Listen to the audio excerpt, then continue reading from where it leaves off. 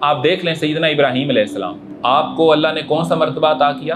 آپ کیا ہیں؟ خلیل اللہ۔ خلیل کا کیا مطلب ہے؟ اللہ کا دوست۔ اس لیے قرآن میں آیا ہے ان ابراہیم لحلیم اواہ منیب۔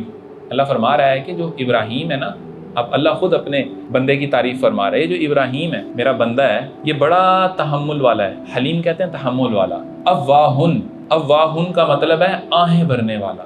جب کسی سے بڑی زیادہ محبت ہو جائے نا تو محبوب کی یاد میں آہیں بھری جاتی ہیں۔ ابراہیم نے اتنی آہیں بھری ہیں کہ اللہ نے قرآن میں ذکر فرمایا کہ میرا ابراہیم تو بڑی آہیں بھرنے والا ہے۔ منیب کا مطلب ہے لوٹنے والا ہے۔ تو سیدنا ابراہیم علیہ السلام کو خلیل ہونے کا درجہ ویسے نہیں مل گیا۔ اگر خلیل بننا ہے نا، اگر خلیل بننا ہے تو ایک ہی رول ہے، آپ کو اپنی زندگی کا اسماعیل قربان کرنا پڑے گا۔ ہر آدمی کی زندگی کا ہے۔ اگر چاہتے ہیں کہ اللہ کے قریب ہوں تو پھر اللہ کے لیے وہ قربان کرنا پڑے گا۔ دیکھ لیں، کچھ لوگوں کو اپنی دولت عزیز ہے، کچھ لوگوں کو اپنا وقت عزیز ہے، کچھ لوگوں کو اولاد عزیز ہے، کچھ لوگوں کو والدین عزیز ہیں، پریورٹیز ہے نا، بیوی عزیز ہے، دنیا عزیز ہے۔